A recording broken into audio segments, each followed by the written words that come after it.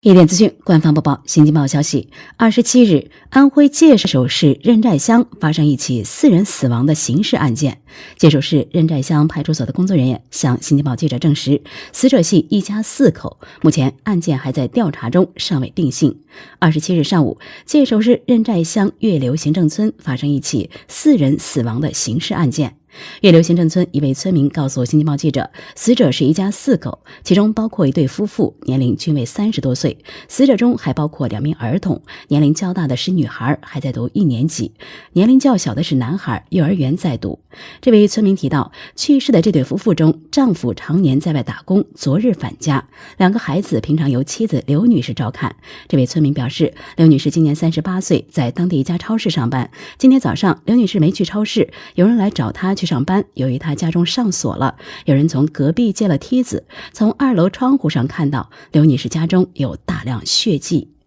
中国基金报消息，近日，中国银行因其高难度的笔试题登上微博热搜。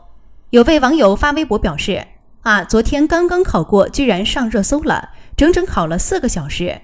除了逻辑题、语言题、计算题，还有3层矩阵、粒子的静态能源公式、不定积分、高等数学、太阳系天体运动原理、原子什么量子数、什么洛朗级数展示、计算机题、现代，就差医学没考了。这位考生甚至表示，实在不想招人，不必这么来难为人了。按照中国银行这样的笔试，能做出来这些题目的，估计得是个全学科的博士水平了。对于该考生的吐槽，有网友在留言区表示，我以为是在招总行行长呢，做完感觉招的是中科院储备院士。也有网友称，没给你再整点电竞题就不错了。一位10年前参加过银行笔试的网友坦言，10年前的试题就已经是这样子了，实际上比的就是谁能把握住更多自己能拿的分数。据环球网社会消息，9月28日上午，济阳公安发布关于济阳区925重大入室抢劫案的通报。9月25日凌晨，济南市济阳区区体街道安家村发生一起重大入室抢劫案，市区2级公安机关陆力攻坚，仅用28小时成功将犯罪嫌疑人王某国、谢某海抓获归案，第一时间实现了全案全解。9月25日凌晨，区体街道安家村安某、刘某家被2名蒙面、戴帽、戴手套、持刀的男性犯罪嫌疑人入室抢劫现金44万余元，安某被捅伤后经抢救无效死亡。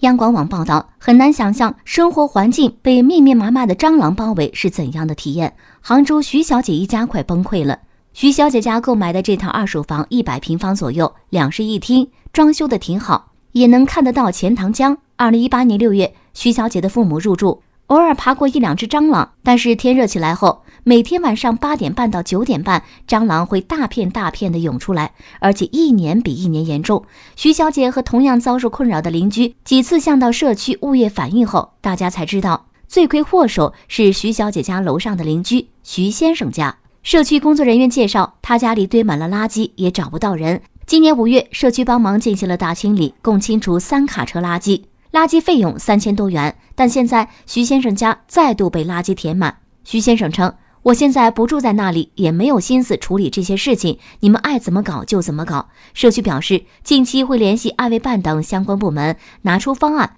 确保这件事的解决。中国经济网消息，日前，针对媒体发布的一家4口同日死亡，警方被指拒开死亡证明视频。江苏连云港赣榆区公安局发布通报，称案发7月24号系一起服农药自杀警情。经现场勘验调查取证，查明死者朱某亮、李某夫妇均系赣榆区敦上镇人，经济收入较低，仍向他人借款、银行贷款购买轿车，大额购买体彩、福彩。案发后，死者朱某亮父亲朱伟到公安机关要求开具其孙女意外死亡证明，用于向保险公司申请理赔。因其孙女不属于意外死亡情形，按照相关规定，公安机关未予开具。9月26号，在接受潇湘晨报记者采访时，朱伟称，他事先并不知道儿子和儿媳贷款、购买体彩等事情，而且近些年他的儿子和儿媳只购买了1辆车，首付3万多。在他看来，他们一家5口生活幸福美满。朱伟称，他们自杀的原因是在网上贷款，2个大人被逼服毒自杀，这个我能相信，但是这2个小孩子他不可能自杀。可能是孩子的父亲或者母亲，不管是谁做的，终归应该属于被杀。小孩参加了保险是事实，他又不是没有保险，如果符合规定，我当然要，不给我也无所谓。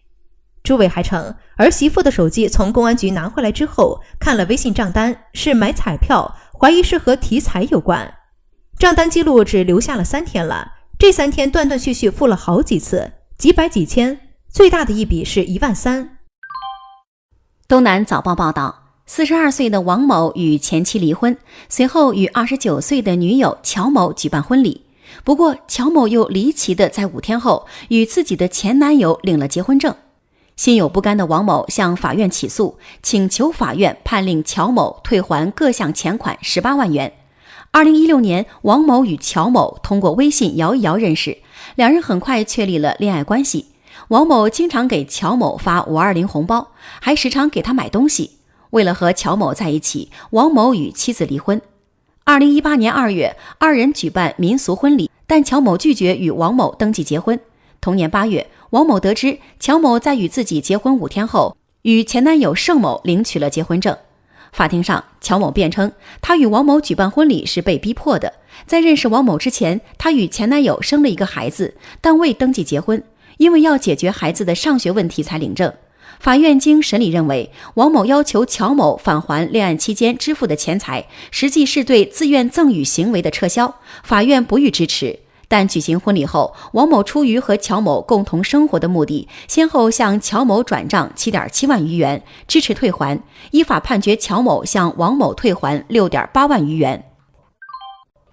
据法新社报道，截止其在伊拉克的利几乎每天都受到攻击，美国威胁要关闭驻伊拉克大使馆。报道称，这种威胁对亲西方的伊拉克总理来说是一种打击。长期以来，伊拉克一直陷于其盟友伊朗和美国之间的拉锯战之中，而特朗普政府自2018年以来对伊朗采取的极限施压政策，使伊拉克局势变得更加不稳定。伊拉克和外国官员对法新社表示，事态已进一步升级。美国国务卿蓬佩奥上周已经致电伊拉克总统萨利赫，发出了最后通牒。消息人士称，美国威胁，除非伊拉克政府成功阻止针对美国军事和外交场馆的火箭弹袭击，否则美国将关闭其大使馆，并召回美军部队。一名伊拉克官员告诉法新社，美国人不只是生气，他们真的生气了。另一位官员则称，蜜月期已结束。半岛晨报报道，日前，家住大连市高新园区的刘女士发现其支付宝花呗被盗刷了1.8万余元。让人意外的是，大部分被盗刷的钱款又被人打回到其支付宝里，这是怎么回事呢？接到刘女士报警后，民警与支付宝客服取得联系，经过大量的调查，最终将犯罪嫌疑人锁定在刘某的前女同事于某身上。9月19号，办案民警成功将犯罪嫌疑人于某抓捕归案。经审讯，于某对涉嫌盗窃的犯罪事实供认不讳。于某之前因多次向同事借钱，而且没有偿还能力，想到通过尝试登录他人的支付宝账号盗窃钱财。他误打误撞成功登录了前同事刘女士的支付宝。原来，离职前于某曾向刘女士借款，两人曾因借款问题打过欠条，上面明确登记了双方的身份证号码、手机号码以及支付宝账号。登录成功后，于某发现刘女士账户上有10余万现金，而且花呗上有2万余元的额度。他想先把花呗的额度套现，再把现金转出来。于某为了不引起刘女士的怀疑，便想着找别人帮忙套现。此前在某个微信群内，徐某就发过这样的广告，于是于某便添加徐某的微信。经过协商，徐某称自己将收取总金额7%的提成，于某便同意了。分2次转走刘女士花呗额度中的1.8万余元后，徐某称为了确保安全，只能将提现的金额转回刘某实名认证的账户或者银行卡。为了不让徐某起疑心，于某只能同意将扣除提成的钱款又转回至刘女士的支付宝中。不过，由于前期多次尝试输入密码，支付宝系统启动了保护，于某也无法将余款转出，无奈之下只好放弃。于某因涉嫌盗窃罪被公安机关采取相应的强制措施，目前案件正在办理当中。北京时间9月28日，重庆市第5中级人民法院对王平组织领导黑社会性质组织案一审公开宣判。被告人王平犯组织领导黑社会性质组织罪、故意伤害罪、聚众斗殴罪、敲诈勒索罪、寻衅滋事罪、赌博罪，数罪并罚，决定执行死刑，剥夺政治权利终身，并处罚金500万元。重庆5中院审理后认为，被告人王平组织领导以暴力、威胁或其他手段进行违法犯罪活动的黑社会性质组织，其行为已构成组织领导黑社会性质组织罪。被告人王平作为黑社会性质组织的组织领导者，不仅应当对其直接参与实施的犯罪行为承担刑事责任，依法还应当按照其所组织领导的黑社会性质组织所犯的全部罪行处罚，遂依法作出前述判决。环球网消息，据一枚9月27日报道，印度军方称已向拉达克东部高海拔地区运去坦克、重型武器、弹药、燃料、食物和冬季补给品，以维持军队长达4个月在恶劣冬季环境中的战备补给。这是印军数十年来最大规模的军事后勤行动。消息人说，印度空运了 T90 和 T72 坦克、火炮、步兵战车。宁波晚报报道，开发商送给购房者15张万元抵用券，但眼看即将过期，承诺并没有兑现。浙江女子石女士介绍，去年3月，她购买了位于杭州湾新区的一套住房，该楼盘房价较同类房子每平方米偏高2000多元，